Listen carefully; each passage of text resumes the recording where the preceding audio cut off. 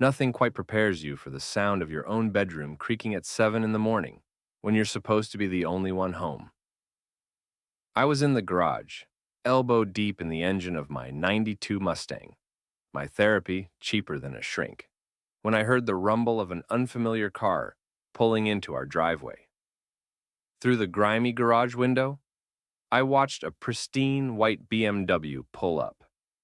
Out stepped Jake Morrison, my wife's 22-year-old fitness coach, all muscle and swagger, the kind of guy who probably practiced his smile in mirrors. He grabbed a gym bag from his back seat and jogged up to our front door like he owned the place. "Morning, Jake," I heard my wife Rebecca call out, her voice carrying that breathless quality she used to reserve for me. "Ready for our session?" I should mention, I wasn't supposed to be home. My construction consulting business had me on job sites most mornings, but today's client had pushed our meeting back to noon.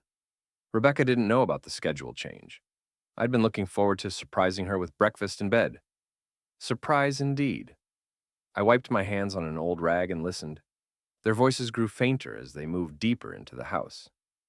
Then came the unmistakable sound of our bedroom door closing, the same door that squeaked on its hinges, the one I'd been meaning to fix for months, but Rebecca always said she found it charming. For exactly 17 minutes, I heard nothing but muffled conversation. Then, the talking stopped.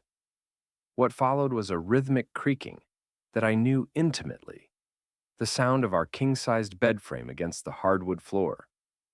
The same sound that used to mean something entirely different in our marriage. My hands tightened around the wrench I was holding.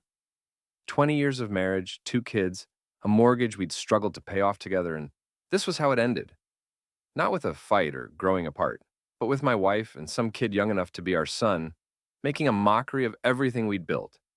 But here's the thing about being a construction guy. You learn patience. You don't tear down a wall without knowing what's behind it. You don't start swinging a sledgehammer without checking for load-bearing beams. Instead of storming upstairs like some wronged husband in a bad movie, I pulled out my phone. Click, a photo of Jake's BMW, license plate clearly visible. I noted the time, 7:23 a.m. Then I did something that would have made my old man proud. I got strategic. I grabbed my keys and drove to McDonald's, ordered coffee I didn't want, and sat in the parking lot making a list. By the time I drove back home 40 minutes later, Jake's car was gone. Rebecca was in the kitchen, showered and dressed, making herself a protein smoothie like it was just another Tuesday. "Hey, honey," she said without looking up from the blender. "I thought you had that meeting with the Henderson project this morning." "Pushed to noon," I replied, studying her face. Not a trace of guilt. No nervous energy. Just my wife of 20 years, acting like she hadn't been horizontal with a guy half her age an hour earlier. "How was your workout?" "Oh, you know Jake. He really pushes me hard."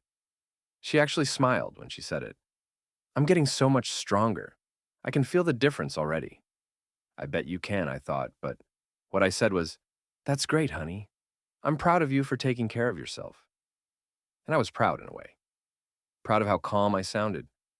Proud of how I didn't let my face give anything away. 20 years in construction teaches you to keep your reactions in check when things go sideways. "I need to run some errands before my meeting," I told her, already heading for the door. "See you tonight." "Love you," she called after me.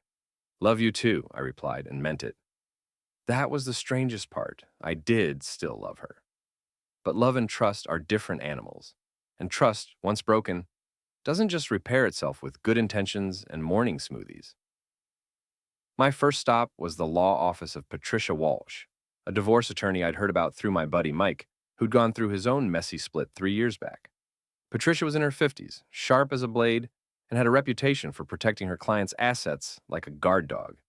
"Tell me about your situation, Mr. Davidson," she said, gesturing for me to sit in the leather chair across from her desk.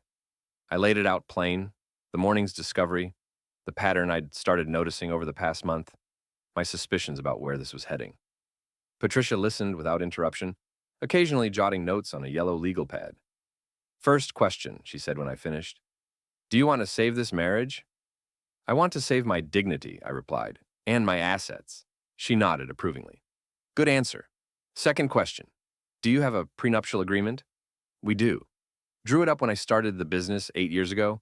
Rebecca wasn't thrilled about it, but her father insisted. Said it was smart business. Patricia's smile was predatory. Smart man. That prenup is going to be your best friend. Now, about evidence.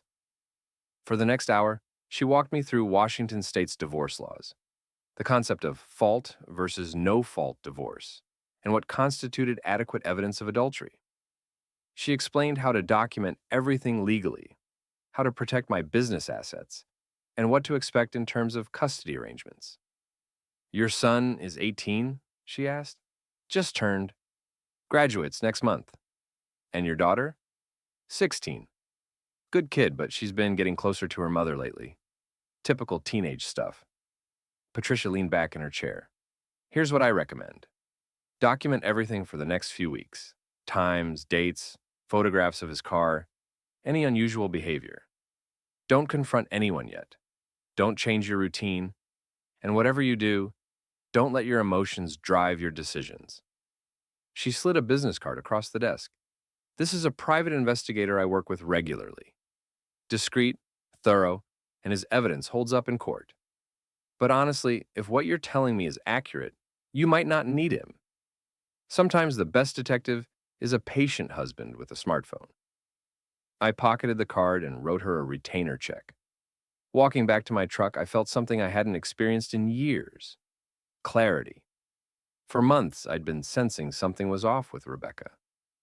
The sudden interest in fitness, the new clothes, the way she'd started doing her hair differently. I'd attributed it to a midlife renewal, maybe even felt a little guilty for not being more supportive. Now I understood. My wife wasn't rediscovering herself. She was discovering someone else. The next 3 weeks fell into a routine that would have been almost boring if it weren't so devastating. Every Tuesday, Thursday, and Saturday, Jake's BMW appeared in my driveway at exactly 7 a.m. Every Tuesday, Thursday, and Saturday, I found reasons to be in the garage, in the yard, or running errands that took me past the house at strategic times. I documented everything. Photos of his car, screenshots of Rebecca's suddenly secretive text conversations, credit card statements showing purchases at Victoria's Secret, lingerie that I'd never seen, a burner phone I found hidden in her gym bag, filled with messages that made my stomach turn. The messages weren't just about their physical relationship, though those were explicit enough. They were planning, talking about when we can be together properly, and once I'm free from all this. Rebecca was already mentally divorced, already living in a future where I didn't exist. Jake, for his part, was everything I'd expected from a 22-year-old fitness influencer.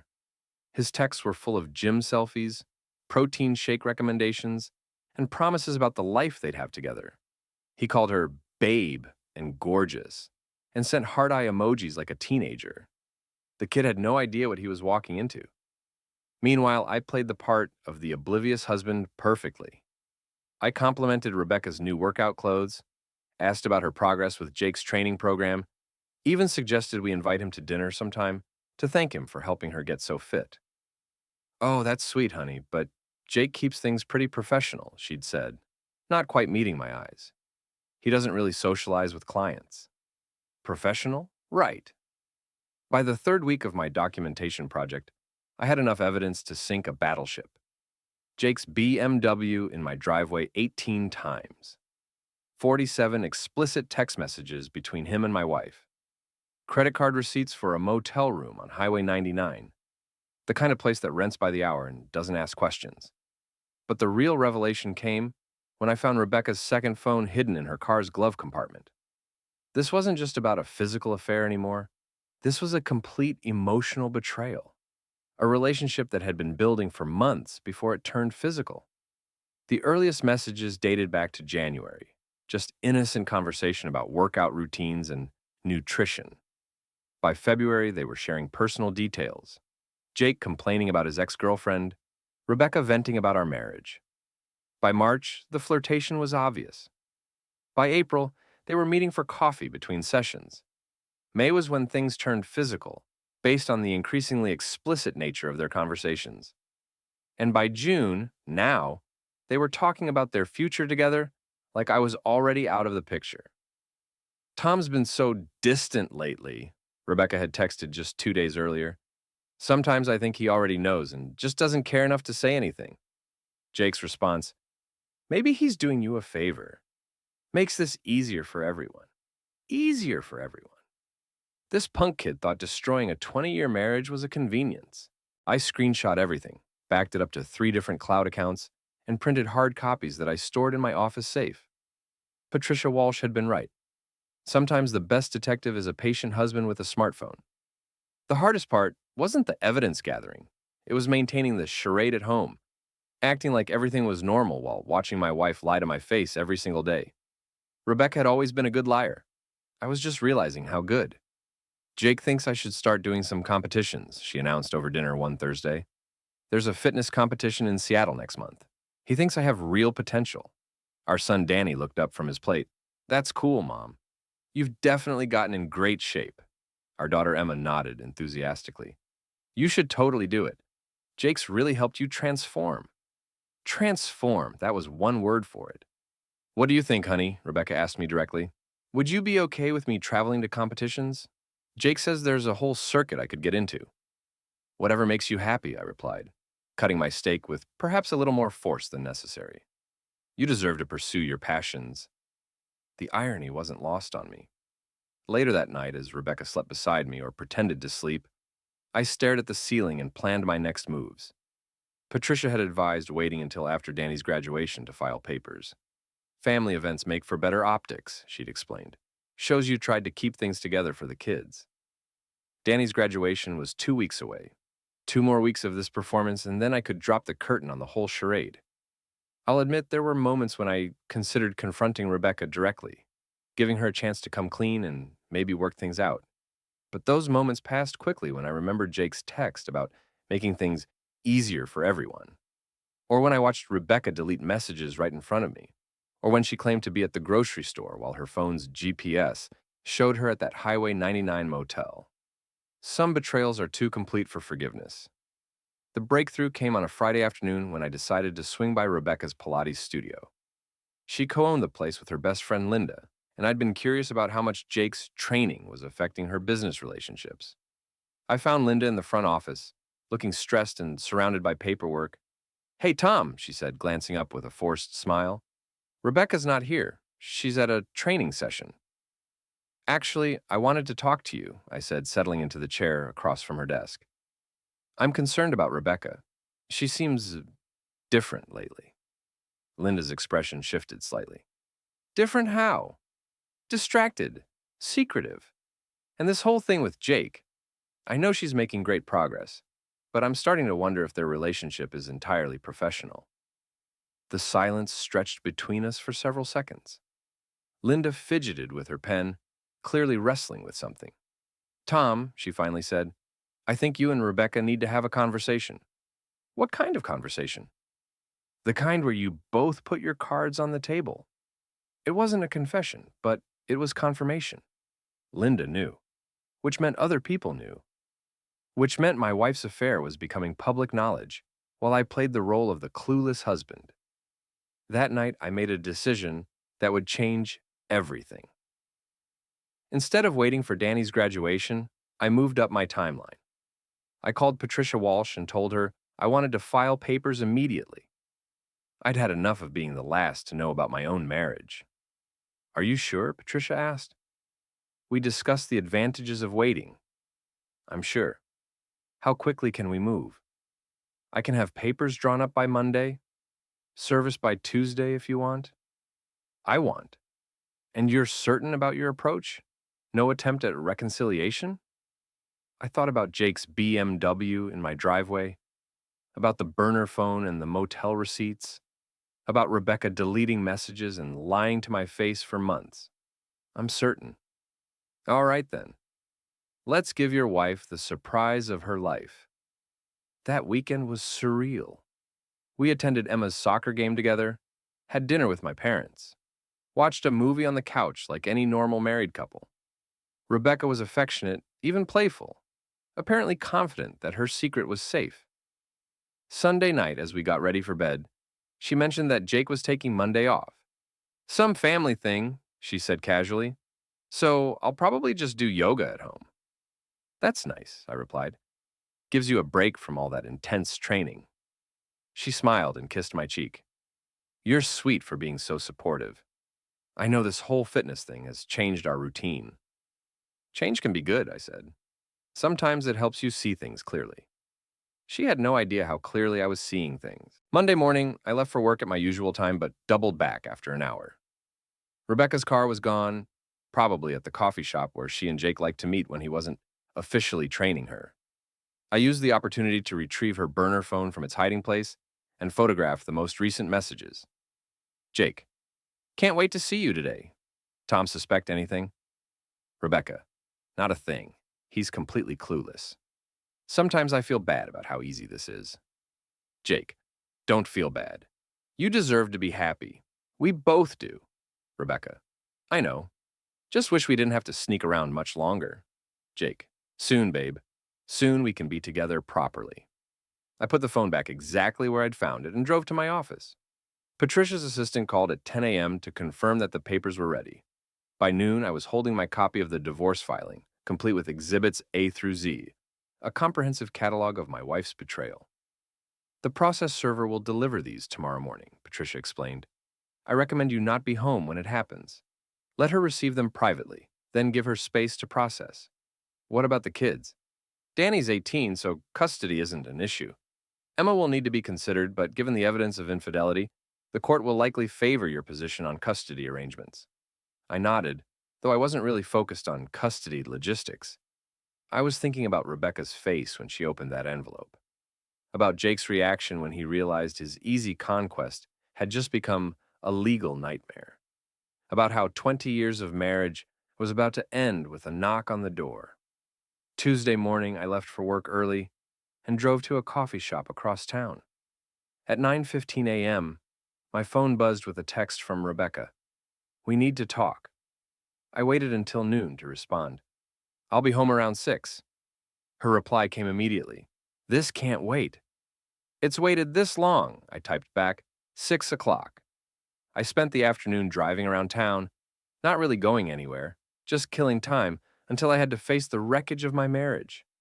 At exactly 6 p.m., I pulled into my driveway. Rebecca's car was there, but Jake's BMW was nowhere to be seen. I found her in the kitchen, sitting at our breakfast table, with the divorce papers spread out in front of her.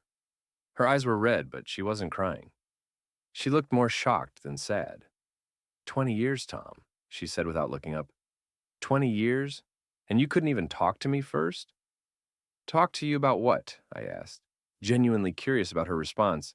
About whatever's wrong between us? About why you think I'm having an affair? Think! I pulled out my phone and showed her one of the photos I'd taken of Jake's car in our driveway. Tuesday, June 4th, 7:23 a.m. Thursday, June 6th, 7:18 a.m. Saturday, June 8th, 7:31 a.m. Should I continue? Her face went pale. You've been spying on me? I've been documenting reality. There's a difference. She stood up abruptly, pacing to the window. It's not what you think.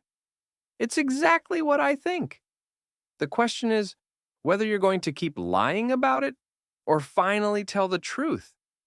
For a long moment, she just stared out the window. Then her shoulders sagged, and I knew the charade was finally over. How long have you known? She asked quietly. Long enough. And you've just been, what, planning this whole thing? Gathering evidence like some kind of private investigator? I've been protecting myself and our children from the consequences of your choices.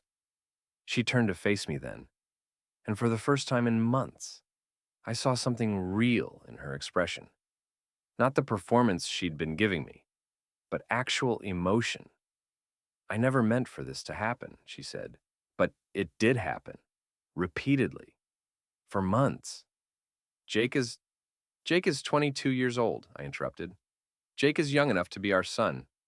Jake has been in our bedroom, in our bed, making a joke out of everything we built together. It's not a joke to me. No? Then what is it? She was quiet for a long time. When she finally spoke, her voice was barely above a whisper. It's the first time I've felt alive in years. And there it was. The truth that hurt worse than all the lies combined. Not just that she'd betrayed me, but that our entire marriage had become something she needed to escape from. Well, I said, surprising myself with how calm I sounded, now you're free to feel as alive as you want. Tom, the papers are self-explanatory. You have 30 days to respond. I suggest you get a lawyer. I walked toward the door, then stopped. Oh, and Rebecca? You might want to let Jake know that his easy conquest just became a very public, very expensive legal proceeding. See how alive that makes him feel. I spent that night at a motel. Not the one on Highway 99, but a clean place near the airport, where business travelers stayed. I ordered room service, drank a beer from the minibar, and tried to process the fact that my marriage was officially over. My phone buzzed constantly with texts from Rebecca, but I didn't read them. Whatever she had to say now was too little, too late. The real test would come in the morning, when I had to face my kids and explain why their family was falling apart. Danny took the news better than I expected. At 18, he'd already been planning to move out for college anyway, and I suspect he'd picked up on the tension between his mother and me over the past few months. When I explained the situation, carefully without going into explicit details, he just nodded and asked if he could stay with me. Mom's going to be okay, right? He asked. I mean, financially? Your mother will be fine, I assured him, though I wasn't entirely sure that was true.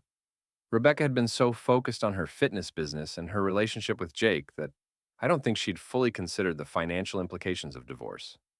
Emma was a different story. At 16, she was old enough to understand what was happening, but young enough to still believe her parents should work things out. She cried, she yelled, she accused me of giving up on the family. It was the hardest conversation I'd ever had. You can't just throw away 20 years because of some stupid mistake, she sobbed. It wasn't a mistake, sweetheart. It was a choice. A series of choices made over several months. But people can change. Mom can change. I held her while she cried, wishing I could make her understand that some changes can't be undone. Trust, once broken completely, doesn't just repair itself because you want it to. The next few days were a blur of awkward logistics. Rebecca moved into the guest room temporarily while she looked for her own place. We maintained a cold but civil relationship for the kids' sake, but the house felt like a time bomb waiting to explode. Jake predictably disappeared. His BMW stopped showing up in my driveway. His texts to Rebecca became infrequent and non-committal. And when she called him, he often didn't answer. Apparently, the reality of being involved in a divorce proceeding was less appealing than sneaking around with a married woman. He's just giving me space to deal with this, Rebecca explained to Linda one afternoon, not realizing I could hear their conversation from the kitchen. Honey, Linda replied gently, I think he's giving himself space to avoid dealing with this. Rebecca's fitness empire, the studio, the competition plans, the whole transformation she'd built her identity around, began crumbling almost immediately. Word of the divorce spread quickly in our small community, and with it came whispers about the reasons behind it. Rebecca's clients started canceling sessions, claiming schedule conflicts, but really just wanting to avoid the drama. I felt bad about that part, honestly. Whatever else had happened between us, Rebecca had worked hard to build her business, and watching it fall apart because of her personal choices was genuinely painful to witness. But my sympathy had limits, especially when I discovered she'd been using our joint credit cards to pay for her motel meetings with Jake. 12 separate charges at the Highway 99 Motor Lodge, always for 2-hour blocks, always on days when she'd told me she was shopping or at the gym. Patricia Walsh was delighted with the evidence I'd compiled. This is one of the most thoroughly documented cases I've ever handled, she said during our weekly meeting. Your wife's attorney is going to have a very difficult time disputing any of this. Has she hired someone yet? David Brennan. He's competent, but not particularly creative. I expect he'll try to negotiate a settlement rather than take this to court. What kind of settlement? Well, with the prenup protecting your business assets and the evidence of adultery, she's in a very weak position. She'll probably ask for spousal support and half the house value. But I think we can get those numbers way down. I nodded, though I wasn't really focused on the financial aspects. What I wanted was for this whole thing to be over, so I could start figuring out what my life looked like without Rebecca in it. The answer came sooner than I expected. 2 weeks after serving the papers, I came home from work to find Jake's BMW in my driveway again. For a moment, I felt the old anger rise up, the nerve of this kid showing up at my house after everything that had happened. But as I got closer, I realized something was different. Jake was sitting in his car, not inside my house, and he looked terrible, unshaven, hollow-eyed, like he hadn't slept in days. I parked behind him, effectively blocking his exit, and walked over to his driver's side window. He rolled it down reluctantly. "We need to talk," he said. "No, we don't. Please, just 5 minutes." I looked at this kid, and he really was just a kid, despite his muscles and his swagger, and felt something I hadn't expected: pity. He'd gotten involved in something way over his head, and now he was dealing with consequences he'd never anticipated. "5 minutes," I said, "but not here. Follow me." I led him to a coffee shop downtown, neutral territory where we could have a conversation without the emotional weight of my house hanging over us. We sat across from each other in a corner booth, and for the first time, I got a good look at what my wife's affair had cost everyone involved. Jake looked like he'd aged 5 years in 2 weeks. His usual confidence was gone, replaced by a nervous energy that made him fidget with his coffee cup. "I never meant for any of this to happen," he said, "but it did happen. I know, and I'm sorry. I'm really, really sorry." "You're sorry you got caught." He was quiet for a moment, considering that. "Maybe. I don't know. I'm sorry about a lot of things." "Like what?" "Like getting involved with a married woman, like thinking it would be simple, like not considering that real people would get hurt." "Real people like my children?" That hit him hard. I could see it in his face. "I never thought about your kids," he admitted. "I just thought about Rebecca, and how unhappy she seemed, and how good we were together. How good you were together in cheap motel rooms." He flinched. "It wasn't just physical." "No? We talked, a lot. She told me about her dreams, her frustrations, the things she wanted to do with her life. She felt trapped, Mr. Davidson. She felt like she'd given up everything for her family and never got to be herself." I wanted to argue with that characterization, but I couldn't. Because if I was being honest, Rebecca had given up a lot for our family. She'd put her career on hold when the kids were young, had supported my business ventures even when they meant financial uncertainty, had built her life around our life together. Maybe that's what made the betrayal hurt so much. Not just that she'd been unfaithful, but that she decided our life together wasn't worth preserving. "So, what do you want from me?" I asked Jake. "I want to make this right." "You can't." "I can try. I can testify on Rebecca's behalf in the divorce. I can take responsibility for what happened." "Why would you do that?" "Because I love her." The simple honesty of that statement caught me off guard. This wasn't just some kid bragging about his conquest or trying to avoid responsibility. He actually believed he loved my wife. "Love," I repeated. "You're 22 years old. You've known her for 6 months. You think that's love?" "I think love is what makes you want to protect someone, even when it costs you something." I had to admit, that was a better definition than most people twice his age could come up with. "And what exactly do you think it's going to cost you?" I asked.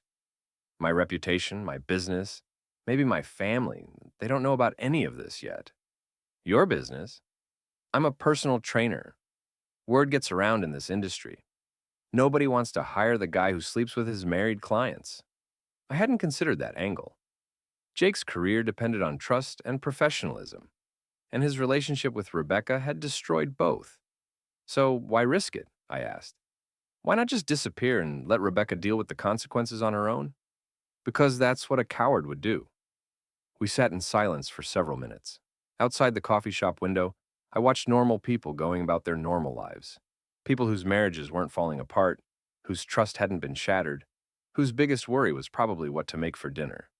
"Jake," I said finally, "I appreciate you coming to talk to me, I really do. But there's nothing you can do to make this right. The damage is done." "So that's it? 20 years of marriage over?"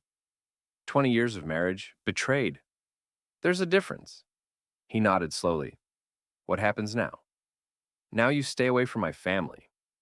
You don't contact Rebecca, you don't come to my house, You don't try to make things right. You let the lawyers handle everything from here.